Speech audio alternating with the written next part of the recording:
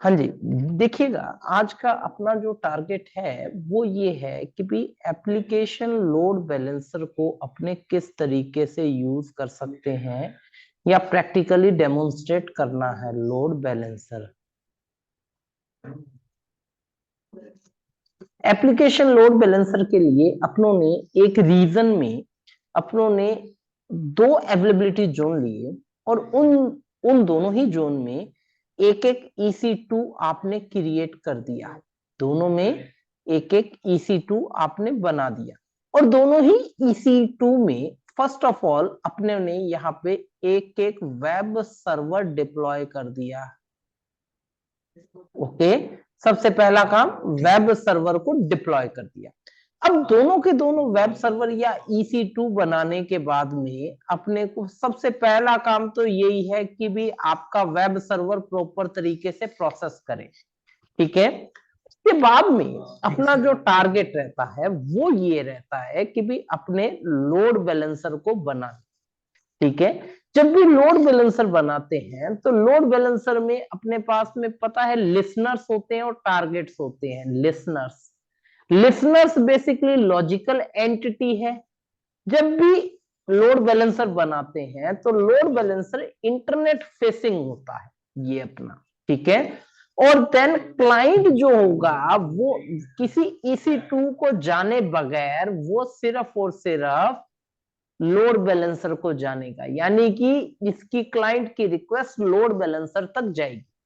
तो सबसे पहला काम तो है अपने 2EC2 को क्रिएट करें जिसमें अपने को वेब सर्वर डिप्लॉय करना है। चलिए, सबसे पहले आ गए अपने अपने डैशबोर्ड पे Amazon के, एंड देन यहां पर अपने इंस्टांसेस में जाकर के और यहां पर अपनों को 2EC2 क्रिएट करनी है डिफरेंट डिफरेंट अवेलेबिलिटी जोन में। लॉन्च इंस्टांस पे प्रेस आउट किया,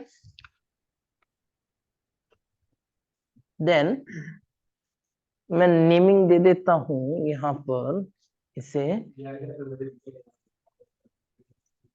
first web server. Then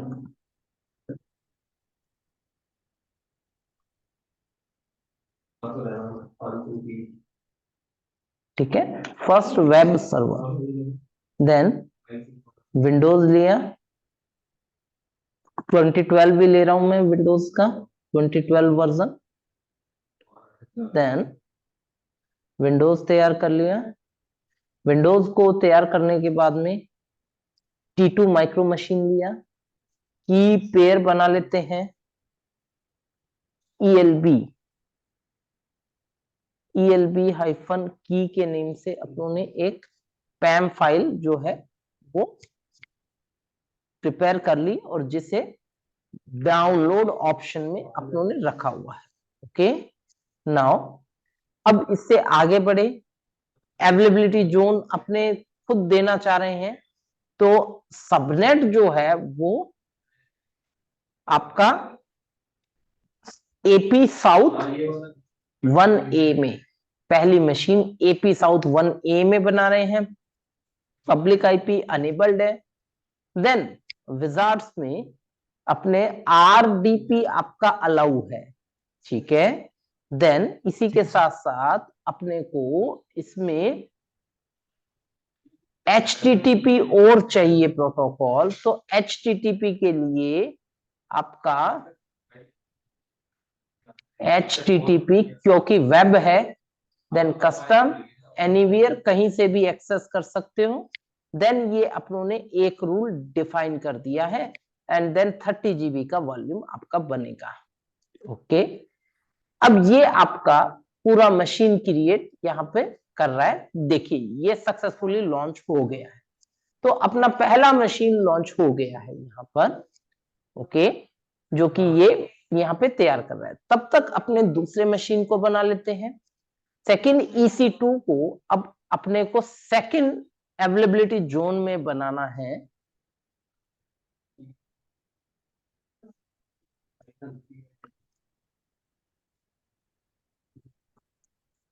okay, ये आपका सेकेंड सर्वर। ओके, माइक्रोसॉफ्ट का ही ले रहे हैं।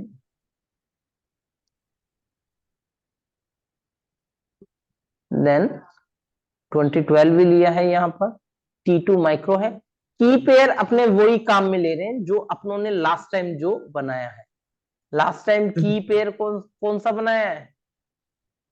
ELB की के नाम से अभी अपनों ने बनाया है, कि वही की काम में ले रहे हैं।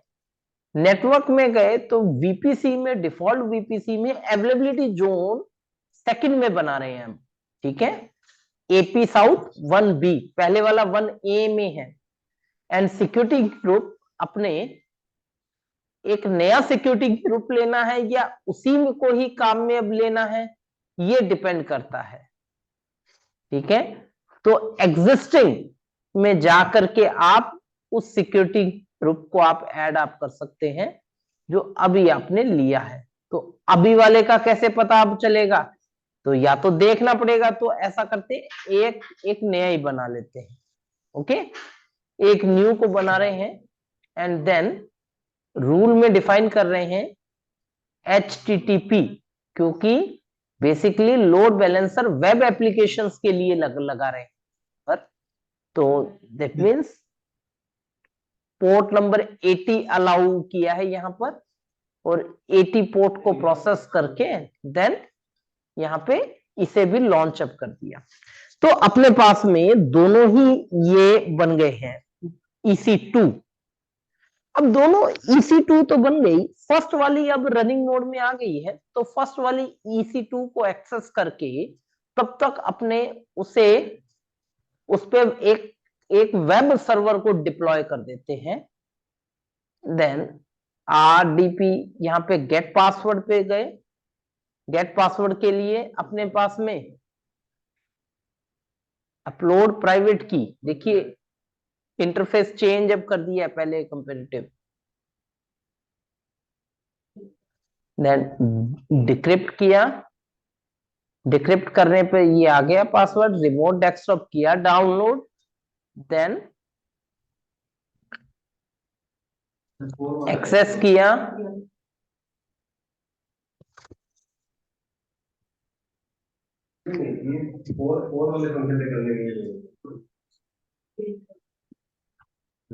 एक बार just,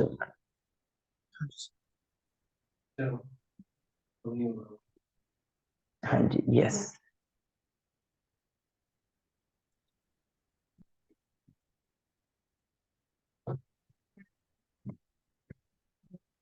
yes.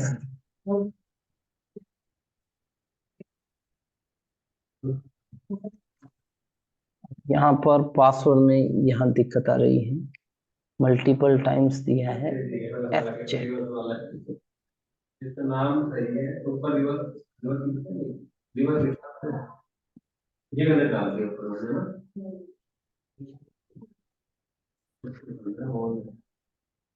One two one लिखा था, एन टू वन होना चाहिए ना। ये पासवर्ड ये कॉपी कर,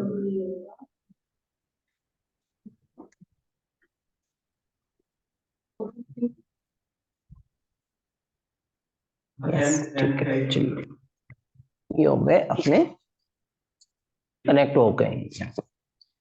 अब कनेक्टिविटी होने के बाद में अब अपना काम है कि भी सर्वर पे आप डिप्लॉय कर रहे हो किसी पर्टिकुलर वेबसाइट। तो ऐसे अपने फर्स्ट साइड पे सबसे पहले किसी वेबसाइट को डिप्लॉय करने के लिए IIS सर्वर को लोड करना पड़ेगा, ठीक है। तो IIS को लोड करने के लिए अपने पास में देखते हैं क्या है, डैशबोर्ड पे जाना पड़ेगा अपने को सबसे पहले। अभी आ जाए फिर चलते हैं, हाँ जी, yes start, then server manager. Server manager पर गए तो ये आपका डैशबोर्ड आ गया, और सबसे पहले फीचर्स को लोड करना है तो ऐड रोल्स एंड फीचर्स पे जाना है। Then next, then next, then next, then यहां पर आपका IIS सर्विसेज है, ऐड करना है सर्विस को। Then next, then next and then next, जितनी भी सर्विसेज है देन इंस्टॉल। जब तक ये सर्विसेज को लोड कर रहा है तब तक अपने नोटपैड में मैं H1 को लिया, this is our first web server, this is our first web server,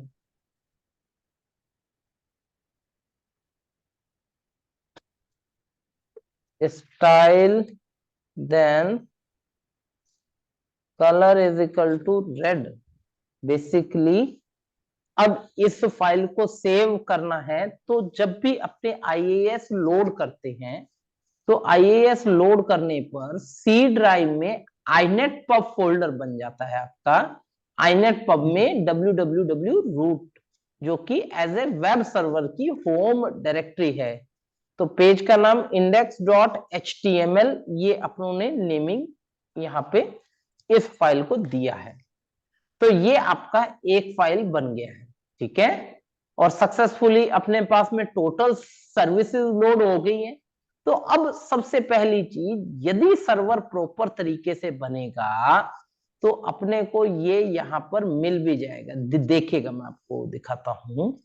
अब जो सर्वर 1 है, इस सर्वर 1 की पब्लिक आईपी को कॉपी करके आप ब्राउजर में जब पेस्ट करेंगे तो वो अपने को रिस्पॉन्स करना चाहिए अपनी मशीन पर। तो इट मींस ये सर्वर डिप्लॉय सही हुआ है, फर्स्ट वेब सर्वर पेज आपको पास पे आने लग गया है। सर यदि आप अपनी मशीन पे भी यदि इस आईपी को टेस्ट करेंगे 13.233.125.150 तो ये आपको भी रिस्पॉन्स करेगा सर ऐसे ही। ओके, तो ये बेसिकली एक सर्वर लाइव कर दिया है। अब सेकंड सर्वर पे चलते हैं। सेकंड सर्वर को करते हैं एक्सेस, सेकंड मशीन को एक्सेस करें तो गेट पासवर्ड, गेट पासवर्ड में वही पैम फाइल को अपलोड करेंगे। अपलोड करने पर देन यहाँ पे ये अपने पास में कंप्लीट सर्वर यहाँ आ गया है, ठीक है। देन RDP एक्सेस करेंगे। इसे एक्सेस करने के बाद में अपने को यहां पर भी सेम प्रोसेस करना है जो अपनों ने वहां पर किया है, ठीक है। तो सेकंड प्रोसेस को भी अपने देखें, चलिए। यस, हाँ जी, ये एक्सेस हुई मशीन, ठीक है। ये अपनी है दूसरी मशीन। अब यहां पर अपने को मेनली जो काम जो करना है, एक वेब सर्वर को दोबारा डिप्लॉय करना है, ठीक है। तो वही सेम टास्क करना है, IIS को प्रोसेस करना है और उसी पे ही अपने को चलना है, ठीक है। चलिए देखते हैं।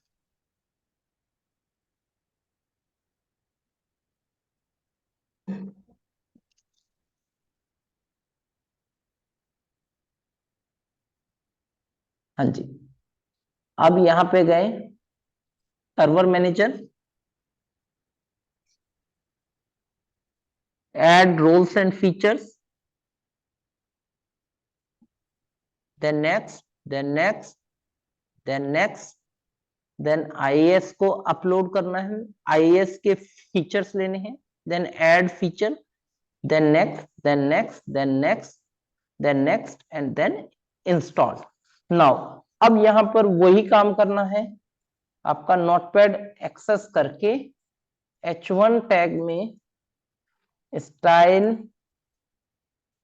कलर, ग्रीन कलर ले रहे हैं टेक्स्ट का, ठीक है। This is our second web server. जब तक वो इंस्टॉलेशन कर रहा है तब तक अपने इस पेज को यहां पर बना देते हैं।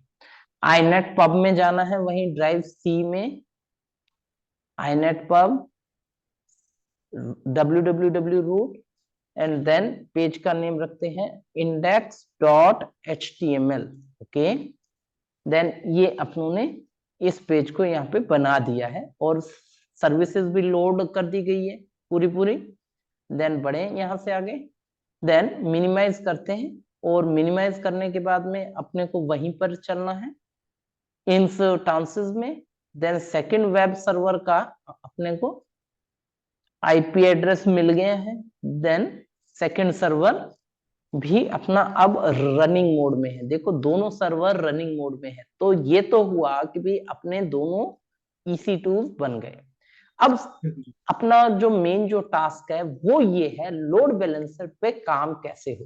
ठीक है, अब लोड बैलेंसर अपने को EC2 के डैशबोर्ड पे ही लेफ्ट हैंड साइड के पैनल में सबसे नीचे की तरफ आपको लोड बैलेंसर मिलता है। तो मैं लोड बैलेंसर को न्यू टैब में ही ले रहा हूं, एकदम नई टैब में इसे लिया है।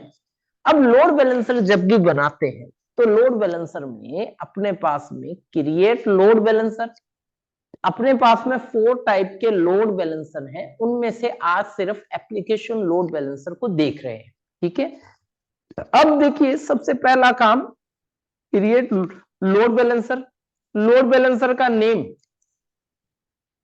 माई ELB, my load balancer. Okay, my load balancer internet facing है। ये लोड बैलेंसर जो होते हैं इंटरनेट फेसिंग, और ये IPv4 का ही आपको जो है सपोर्ट वो देता है। अब लिसनर पोर्ट कौन से हो, यानी रिक्वेस्ट कहां से आएगी आपके पास में। देखिए जो एप्लीकेशन लोड बैलेंसर है उसमें दो ही तरीके के प्रोटोकॉल्स हैं, TCP और ये अपने पास में HTTP और HTTPS। तो HTTP प्रोटोकॉल से रिक्वेस्ट आपके पास में आएगी। ओके, अब देखिए किन किन अवेलेबिलिटी जोन्स को आप उसके साथ में कनेक्ट करना चाहते हैं। तो अपनी जो EC2 है वो AP साउथ 1A और 1B दोनों में है, तो अपनों ने इन दोनों मशीन्स को एक्सेस किया है यहां पर। अब देखिए एडिशनल सर्विसेज पहले वाले ऑप्शंस में नहीं था, तो ये अब यहां पर आ गया है। अब यहां पर कहता है AWS global accelerator. Global accelerator का मीनिंग ये है create an accelerator to get the static public IP and improve the performance, यानी कि अब जो IP है वो अब कभी चेंज नहीं होगी। ठीक है, तो इस ऑप्शन के लिए लिया गया है ये, और ये ऑटोमेटिक आपका जो स्टैटिक IP है वो एलोकेट करवा देगा, और फिर IP फिक्स रहेगी तो आपका जो लेटेंसी है वो लो हो जाएगा यहां पर समथिंग। ठीक है, अब यहां से आगे बढ़े, यहां से आगे बढ़ते हैं तो सिक्योरिटी ग्रुप को नेक्स्ट में गए तो सिक्योरिटी ग्रुप आपको सेटअप करना है। तो अभी मैं ये मान करके चलता हूं सिक्योरिटी सेटिंग्स में नेक्स्ट में जाएंगे तो सिक्योरिटी ग्रुप वो यहां पर लेगा। अब सिक्योरिटी ग्रुप अपने कौन सा लें, या तो EC2 जो बनाया है उसके सिक्योरिटी ग्रुप को देख लें, किसी को भी ले लें, दोनों में से एक की ही कॉपी कर लेना अपने, तो दोनों में से सिंगल सिक्योरिटी ग्रुप चल जाएगा। तो अब उसका आईडी क्या है, लॉन्च विजार्ड 11। तो लॉन्च विजार्ड 11 को ले लेते हैं, तब भी अपना काम सही बन जाएगा। ठीक है, क्योंकि उस पे TCP ये अपना HTTP और आपका RDP दोनों अलाउ है। अब आते हैं यहां पर टारगेट राउटिंग कैसे करनी है, राउटिंग कॉन्फ़िगरेशन। राउटिंग का मीनिंग ये है कि भाई जब आपका रिक्वेस्ट लोड बैलेंसर तक आएगा तो लोड बैलेंसर उसको कहां डिस्ट्रीब्यूट करे। आपका रिक्वेस्ट तो लोड बैलेंसर तक आएगा ही आएगा, अब डिस्ट्रीब्यूशन कहां से हो, तो डिस्ट्रीब्यूशन के लिए अपने यहां पर अपने माई TG मैंने नेमिंग दिया। अब देखिए टारगेट स्पेसिफिकली 3 टाइप से आप प्रोसेस कर सकते हो, इंस्टांस के बेस पर, IP के बेस पर, और लैम्डा फंक्शन के बेस पे। अब आपके पास में लोड बैलेंसर में टारगेट के 3 टाइप्स हैं, यदि लैम्डा फंक्शन है, इंस्टांस है, एंड देन IP है। नेटवर्क लोड बैलेंसर में IP के बेस पे चलते हैं, इंस्टांस के बेस पे एप्लीकेशन लोड बैलेंसर पे अपने को चला जाता है। ठीक है, तो मैं इंस्टांस के बेसिस पे ही रखता हूं और यहां से आगे बढ़ता हूं। और हेल्थ चेक पीरियड यहां पर होता है।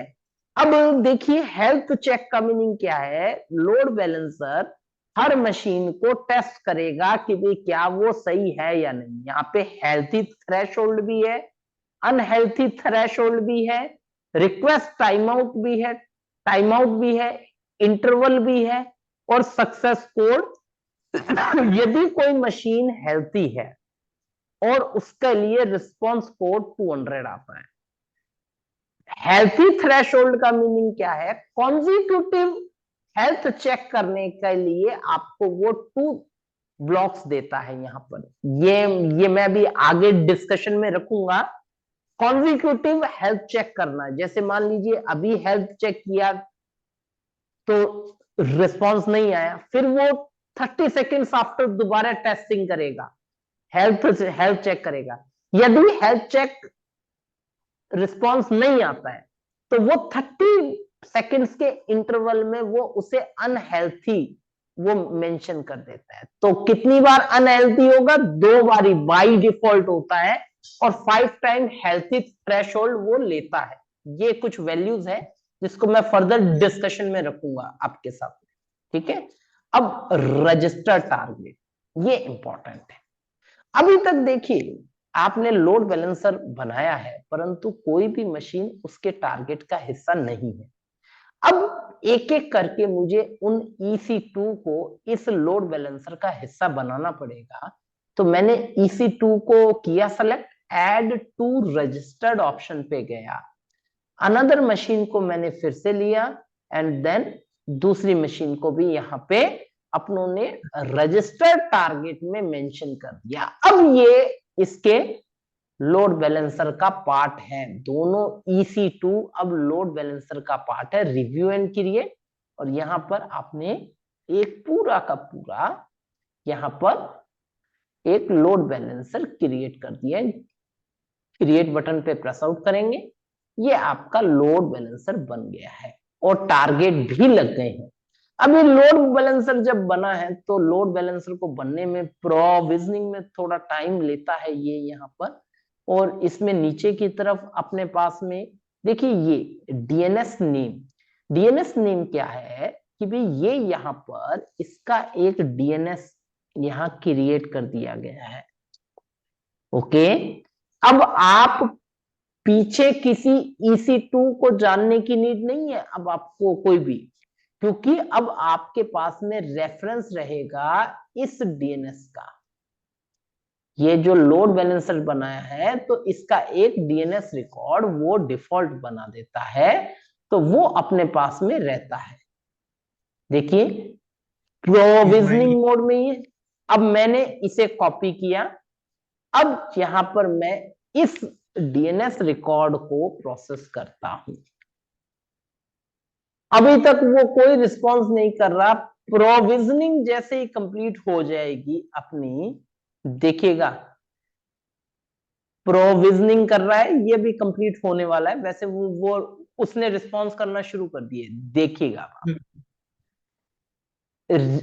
रिफ्रेश जैसे जैसे करूंगा, देखिए दोनों अलग अलग सर्वर से आ रही है रिस्पॉन्स, क्योंकि इनमें टेक्स्ट का कलर चेंज कर दिया है तो इससे कि वो रिस्पॉन्स देना शुरू कर दे आपको। ओके, तो लोड बैलेंसर का काम है इक्वली डिस्ट्रीब्यूशन करने का।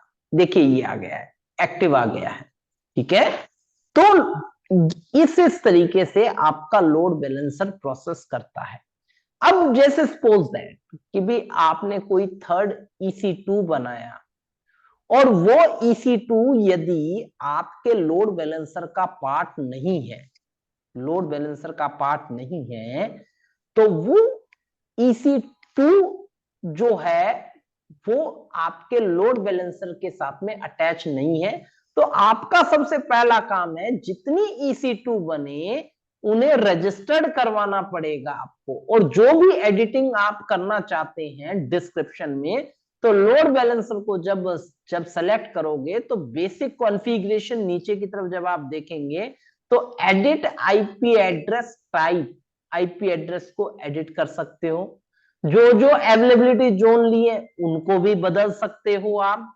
उसके बाद में आप सबनेट चेंज करना चाहते हो, कुछ भी एडिटिंग करना चाहते हो, सिक्योरिटी ग्रुप में कोई चेंजेस करना चाहते हो, तो वो सारी चीजें अवेलेबल है। ओके, अब देखिए यहां पर लोड बैलेंसर बन गया है अपने पास में। अब लोड बैलेंसर में टारगेट ग्रुप में चलते हैं। अब टारगेट ग्रुप में गए तो टारगेट ग्रुप में अपने पास में यहां पर माई टीजी के नाम से टारगेट आपने लिया हुआ है। ओके, और टारगेट में अपने पास में टारगेट नाम से टैब है, उस टैब में आपके पास में रजिस्टर्ड टारगेट है, यानी कि EC2 है। यदि मैं कोई नई EC2 बनाऊंगा तो उसे भी इसका मेंबर बनाऊंगा। देखिए यहाँ पे थ्रेशोल्ड, यहाँ इस स्टेटस हेल्थी आ रहा है। अब सपोज दैट कोई ऐसी मशीन जिसने पहली बार हेल्थ चेक किया तो वो उसने कोई रिस्पॉन्स नहीं किया, दूसरी बार कोई रिस्पॉन्स नहीं आया, तो वो 2 बार टेस्ट करने के बाद में दोनों बार यदि कोई रिस्पॉन्स नहीं आता है तो वो अनहेल्थी डिक्लेयर कर देता है उसको। This is called threshold. Okay, और सपोज दैट थ्रेशोल्ड में यदि मैं वैल्यू बदल दूं, डिफॉल्ट वैल्यू 2 होती है, और उस 2 की बजाय देखिए मैं आपको को दिखाता हूं, यहां पर भी डॉक्यूमेंटेशन में मैंने क्लियरली मेंशन किया हुआ है ये threshold, unhealthy threshold, default value कितना है 2। अब 2 की बजाय मैंने 4 कर दिया, तो अब यहां पर क्लियरली मेंशन कर रहा है numbers of consecutive failure health check that should be occurred before the instance is declared health unhealthy. तो ओके, तो अनहेल्थी में मीनिंग ये हुआ कि भाई मैंने 4 सेट किया है तो वो 4 टाइम तक वो टेस्ट करेगा, और वो भी डिफॉल्ट टाइमिंग कितना है 30 सेकेंड्स का है। तो 30 सेकेंड्स 30 सेकेंड्स 30 सेकेंड्स, तो 120 सेकेंड्स तक यदि कोई रिस्पॉन्स नहीं आता है तो वो अनहेल्थी डिक्लेयर कर देगा। यदि उसमें से थर्ड नंबर हेल्थी आ जाता है तो वो ये कॉन्जिक्यूटिव फिर बंद करेगा, फिर वो 4 5 6 और 7 को टेस्ट करेगा, क्योंकि मैंने 4 अनहेल्थी थ्रेशोल्ड दिया हुआ है। तो 4 का वैल्यू सेट करोगे तो वो 4 टाइम्स सेट करेगा 30-30 के इंटरवल में। तो ये अपनों ने डॉक्यूमेंटेशन में क्लियरली मेंशन किया हुआ है यहां पर कि भाई किस किस तरीके से थ्रेशोल्ड टाइम रहता है और किस किस तरीके से ये प्रोसेस करेगा। ठीक है, तो ना बाय डिफॉल्ट जो थ्रेशोल्ड है वो वैल्यू 2 होती है अनहेल्थी के लिए। ठीक है, अब हेल्थी अपने को टेस्ट करना पड़ता है कि भाई एक बार भी हेल्थी आ गया, रिस्पॉन्स आ गया, दैट मीन्स वो हेल्थी है। और लोड बैलेंसर ऑटोमेटिक 30-30 सेकेंड यानी कि 5-5 सेकेंड्स के इंटरवल में दोनों EC2 के साथ में कम्युनिकेशन करता रहेगा। ठीक है, तो ये आज का अपना पूरा प्रोसेस था जो एप्लीकेशन लोड बैलेंसर पर बेस्ड था। इसमें अपने टारगेट के 3 टाइप्स हैं, एक तो है इंस्टांस, एक अपने EC2 इंस्टांस है, एक है आईपी के थ्रू प्रोसेस करना, एक है आपका लैम्डा फंक्शन के थ्रू प्रोसेस करना। सर ये अपने पास में पूरा प्रोसेस रहता है। ठीक है सर, यहां तक में तो ये अपने टारगेट के 3 टाइप्स हैं। तो एप्लीकेशन लोड बैलेंसर में इंस्टांस के थ्रू चलते हैं, फिर अपने पास में आता है नेटवर्क लोड बैलेंसर, वहां आईपी के थ्रू चलेंगे, तो आईपी से कम्युनिकेशन करेंगे और उसको फिर प्रोसेस करेंगे। जब लैम्डा फंक्शन पे काम कर लेंगे तो अब मल्टीपल फंक्शंस बने होंगे तो फंक्शंस पर भी लोड नहीं आए तो उसके लिए लैम्डा फंक्शंस पे भी आप लोड बैलेंसर क्रिएट कर सकते। ये आज का अपना प्रोसेस था पूरा पूरा, ठीक है। और जब आप प्रैक्टिकल कंप्लीट कर लें तो वही सब चीजें कि भी टिलिंग सिस्टम मेंटेन नहीं हो तो सभी चीजों को डिलीट कर दें। ओके, तो सेम थिंग मैं लोड बैलेंसर को डिलीट कर रहा हूं यहां से। लोड बैलेंसर डिलीट किया है तो टारगेट अब अभी भी बना हुआ है, तो यहां से टारगेट को भी हटा दें। टारगेट के लिए पहले EC2 बने हुए हैं अपने पास में, तो EC2 को यहां से अपने स्टेट में टर्मिनेट, दोनों EC2 पहले शटिंग डाउन होंगे और बाद में ये टर्मिनेट हो जाएगी। और सेकेंड एंड पर अपने सेकेंड एंड पे गए एंड देन टारगेट को डिलीट कर देंगे। ओके, ये हो गया आपका टारगेट। तो आज के सेशन में अपने यहीं तक डिस्कशन कर रहे हैं इसका। Thank you.